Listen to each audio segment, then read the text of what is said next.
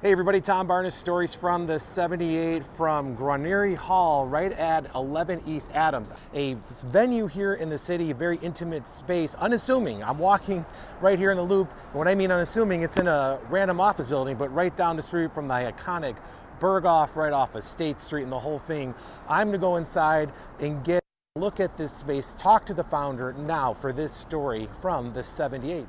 All right, so you're looking inside Guarneri Hall, and I'm here with Stefan, the founder of this entire organization. How are you, sir? Good, thank you. Thanks for coming. Absolutely, and the instrument back there, you mentioned not a prop. It's part of your daily life that you were doing prior to me coming here. That's true. I practice the violin every single day, and funny enough, that violin's made by a maker named Guarneri, which is who the hall is named after. Oh, so explain a little who that person is, because obviously influential enough to name your organization after. Right, so the most famous violin maker of all time that many have heard of is Stradivari.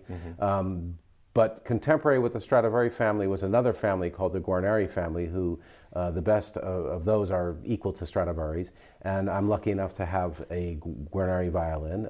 And so that's the genesis of the name, because we admire them as much as we admire Stradivari's, and figured Guarneri deserves a little love too. Absolutely, share the love for sure.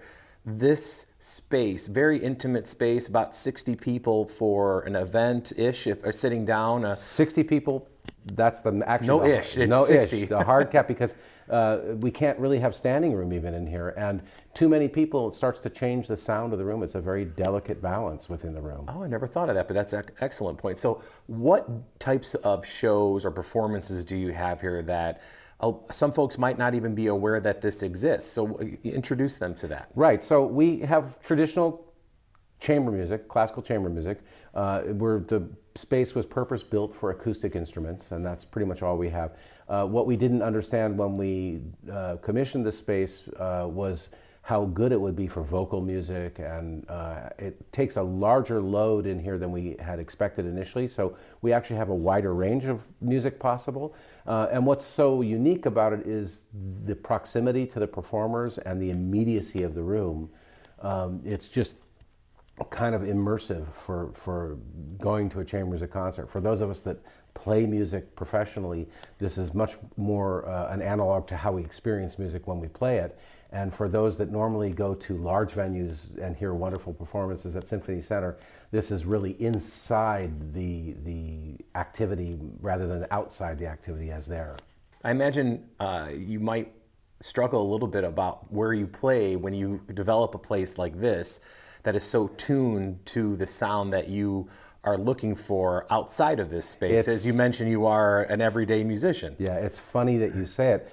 A close colleague of mine for many years, a violist named Roger Chase, who I had played with for decades before we built this space, came into this space with me the first year that we opened, and we played, and he said immediately, "You're never going to want to play anywhere else." And you know, funny enough though, the way to make it clean for the organization, I actually don't do very much playing here in Guarneri Hall. I've pretty much set it up for other artists, and most of my playing's not even in Chicago these days. It's out of town, either a lot of it's on the West Coast, or where I have old ties, or I do some playing in Europe as well.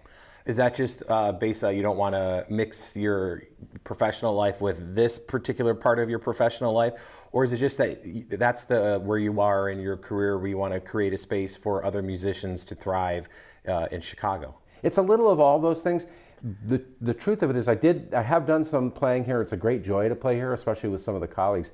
But when we're presenting an event, I'm kind of on call for the presenting of the event, and when I have to play as well, it distorts things so much for me that it's hard to be comfortable. So I'm much happier here as just a presenter. And yes, where I'm at in my career, I'm no spring chicken now. The next generation. I meant because you were seasoned veteran. That's what I meant. Not because you were been doing it for a long time. But I don't take it badly. I really do cherish that we bring incredible young artists along here and put them in front of audiences, and I value that at this point more than just putting myself out on stage to play a piece I've played many, many times.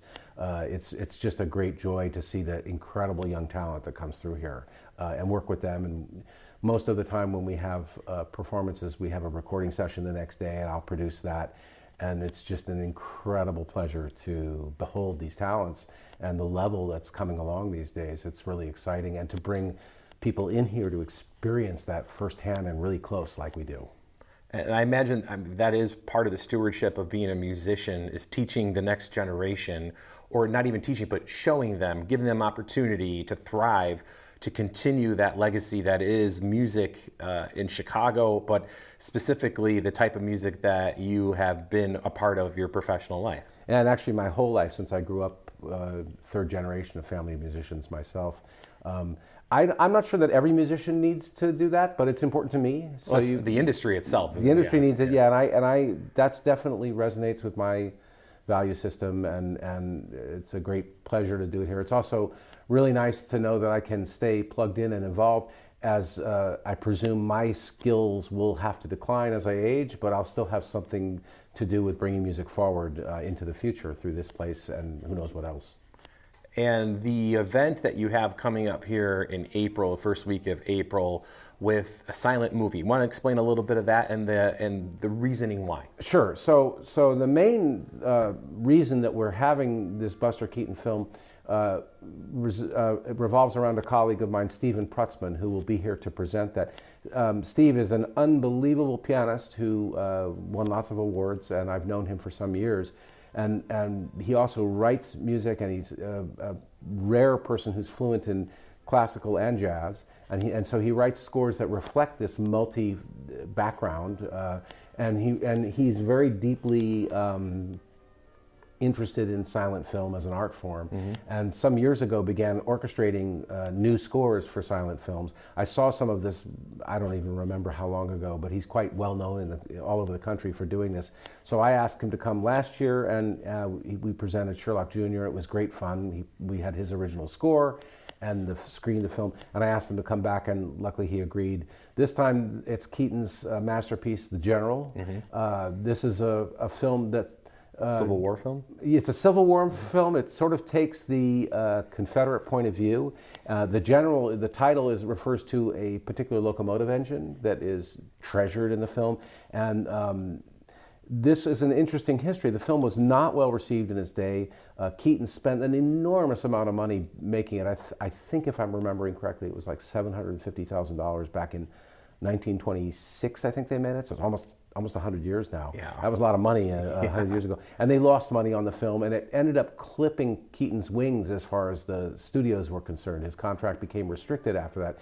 And the film was so underappreciated that it wound up, I don't even think the copyright was renewed after the 28 years, so it went into the public domain really early.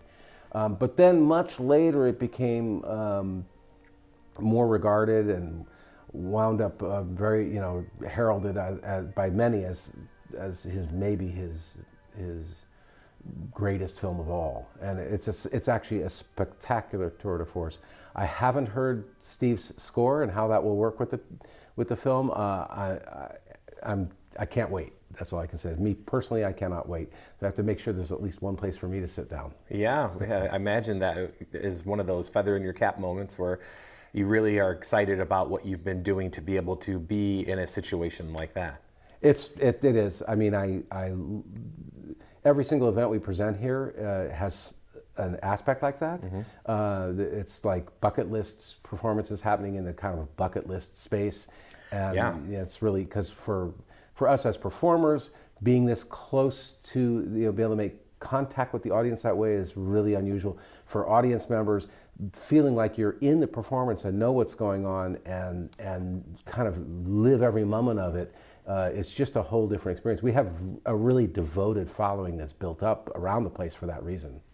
And I imagine, as you're talking about the space, the 60 seats, you're right up on here. There's a screen that kind of drops down just right here, right? And that's this is where people kind of enjoy. So You got the beautiful piano here now. How does that work with the movie screen? Is the piano in the same spot? Does it move a little bit? We'll move the piano off to the side, and I think what we did last year we'll do again this year, which is the non-pianists, that whole group of players will be on one side, and Steve will probably be on the other side. So I think we'll probably have Steve over here on stage right, and the instrumentalist playing on stage left, and the screen in the middle. And the thing is, Steve also gives brilliant commentary before, and his scoring of things really amps up the humor in Keaton's work, and the tragedy too. Everything it's all very. It's both sophisticated and accessible at the same time in a really wonderful way. As you were talking about the film, it reminded me of the story of the movie It's a Wonderful Life, a movie that came out that was really underappreciated at the time, went into public domain, and it was on TV every Christmas as filler back in its day. Yes, and indeed. Now, when I was a kid, I remember, yeah. Yeah, and now look at what it is now. It's an iconic film, yeah. Yeah, very Absolutely. similar story. Yes. So for folks that want to get involved with coming to a show here, what's the best way for them to find out when things are playing, what's coming up, and so on and so forth? So people should sign up on our mailing list at guarnerihall.org. And pay attention to the mailings that go out. We send a weekly email out with upcoming events.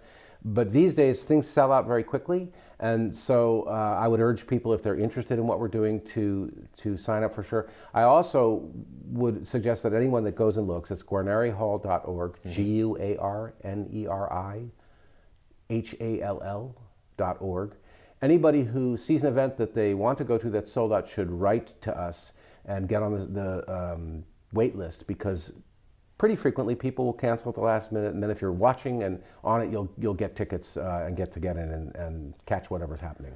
And I will say, just walking up my first time here, the space is almost unassuming that there is something like this when you're walking outside, because it says Federal across the top. Like, you think, and with everything in the news, you're like, oh, is this a federal? It's not a federal building. No, nothing. No, to do with it has to do with a bank. Yeah. But you walk in, and then what floor is it? This is the third floor. Third floor. And it is really innocuous. Some people call it like a speakeasy for classical music. Very much so. Yeah. And so we like that image.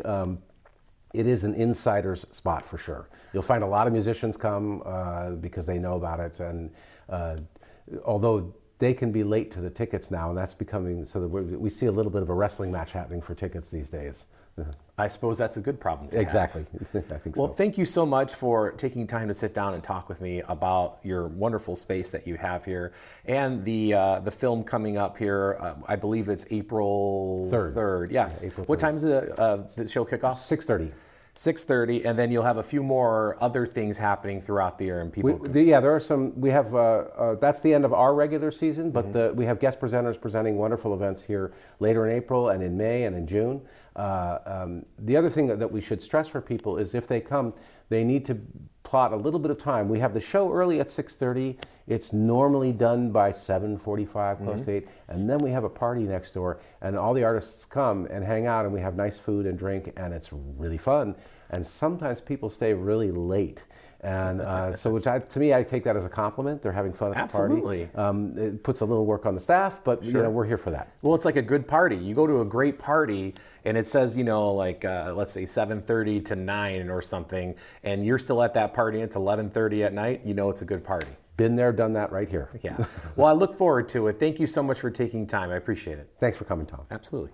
All right, that is the story from the 78 at Guarneri Hall. TomBarneyChicago@gmail.com. If you have a story from the 78 suggestion, hit me up there. Watch the podcast, all the things at Stories from the 78.